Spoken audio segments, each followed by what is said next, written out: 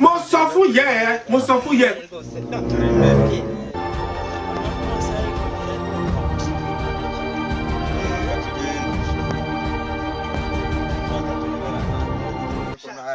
Aranyandika mwikenza abanyamu.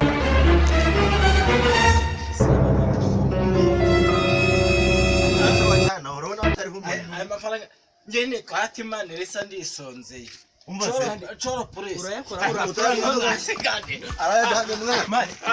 ngo icyo umuntu yafashe ntakare kuragabana. Ngo icyo umuntu yafashe ntakare yagabana niko bivuga. Yarangaye tukatureba. Oya ariho n'ikibiri tukatureba. Oyu numo. Ine shaye bakaende mano kiye tu. Ngombe bitatu byose. Musi igorera kabiri. Umva nago wayatujyana gutyo muri ubwo buryo. Reka mwereke ka tubare turebe. Oya buretse mbanze nyapangire ariko nayo nana yapangiye mwana. Wowe urapfuye. Musaza nabo yatujyana gutya muri ubwo buryo. Umutego w'umusohoka wose. Ari amafaranga tuyarya. Nzi ko ngiye muganga apfuye. None we mukanga. Umutesi umutwe agira ubwoba.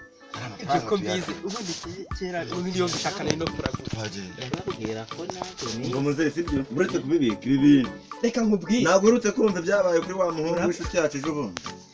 Umuhungu yataye amafaranga nawe yarari hahandi yatoye hahandi muri yanzira umutipe baramurose nyine niwabonye ko hari n'ikibiriti aragenda arabyimba arasara inda yaravuvukaga gutya umuyaga waho gutyo ukagira ngo ni ivumbi riri gutumuka ku bivuvuka ku bagombaga gushyira amaguru reba kakaboko kugira ngo umuyaga utamura urabona utagiye kubyimba dore bya bintu twavugaga dore bimwe bintu twavugaga bitangora wowe nshibishaho byari bi twigendere mani twigendere tunaka subukoko ikibiriti cyaye kiri hose ndagikura he ibyo ni ibyawe sha ibyo birakure ese ubu ndakibona ikibiriti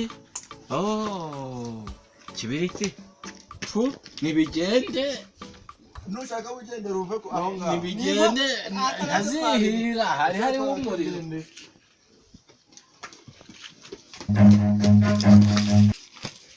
Rama igihumbi dore ntacyo ndaguhaye 500.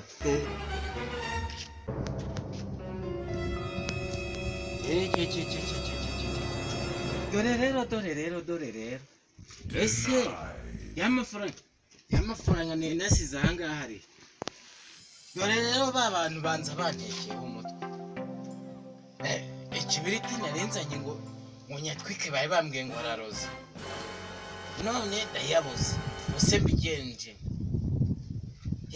uzi ko bambeshya aribo bagarutse bakayajyana gazina ryanjye coro polisi ripfubusa haneke twe nahenzi ko ndi hati Imana risa ndisonzeye coro polisi none ba bantu nibo bakaze dore ahubwo iki kibiriti nahingiye kuyatwika none gitaye nahangaha ubwenge buzu buragi buhise koko ndabibonye